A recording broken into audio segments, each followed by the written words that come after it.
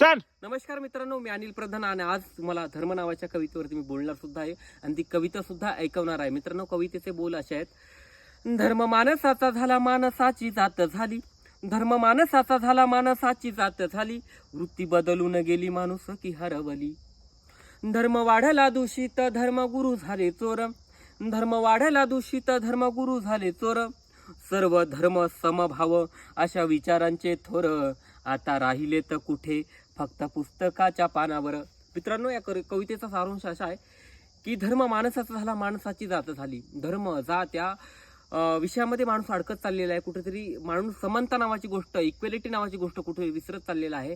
आणि प्रत्येक आपण आज पाहतोय, सिनेमे असो, पुस्तक असो, हे सगळे गोष्टी या जाती धर्मावरती लिहित लोक येत आहेत. तर समानतेवर कोणीतरी फोकस करत नाही. म्हणून हे सगळ्या गोष्टी विसरून आपण कुठेतरी इक्वेलिटी, माणूस हा एक आहे आणि माणुसकी हाच त्याचा धर्म आहे, आपण लक्षात घेतलं पाहिजे. आणि याच्यावरती कुठेतरी लिखाण केलं पाहिजे, याच्यावर कुठेतरी भाषण केलं पाहिजे. आणि याच्यावरती बोलणारे, याच्यावरती लिहिणारे लोक खूप कमी आहेत आणि ते लोकांना आवडत नाही. मुळात मित्रांनो, इक्वेलिटी आणि समानता ही खूप मोठी गोष्ट आहे. ह्याच्यामुळे काय आहे, देश बांधून राहतो, देश एकत्रित राहतो. आणि सर्व मुस्लिम, हिंदू वगैरे हे जे काय आहे ना, सगळं आपण एक भारतीय आहोत हा विचार लोकांच्या मनात रुजवणं खूप गरजेचं आहे. त्यामुळे मित्रांनो, 4 ओळी ह्या सगळ्या गोष्टीचा मी विचार केला आणि कुठेतरी ही कविता मला नकळत 4 ओळी सुचल्या.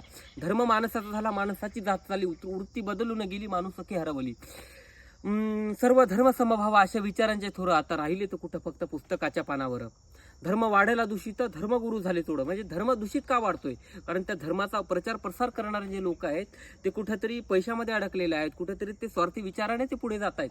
म्हणून हा धर्म पुढे जायला, हा धर्मामध्ये जर तुम्ही इक्वेलिटी, धर्म प्रत्येक कुठलाही धर्म असो चांगलाच आहे, पण त्या धर्माला समानतेची जर कास दिली तर धर्म नक्कीच छान असेल, धर्म नक्कीच वाढेल. म्हणून प्रत्येक धर्मगुरूंनी हा विचार केला पाहिजे की सगळा देश हा एकत्रित राहिला पाहिजे. आपल्या देशाला खूप वेगळी संस्कृती, परंपरा लाभलेली आहे. म्हणून ते म्हणलेले आहे का गाण्यामध्ये ना की हा देश रंगीला रंगीला आहे, वेगवेगळ्या रंगांचा देश हा एकत्रित बनलेला आहे.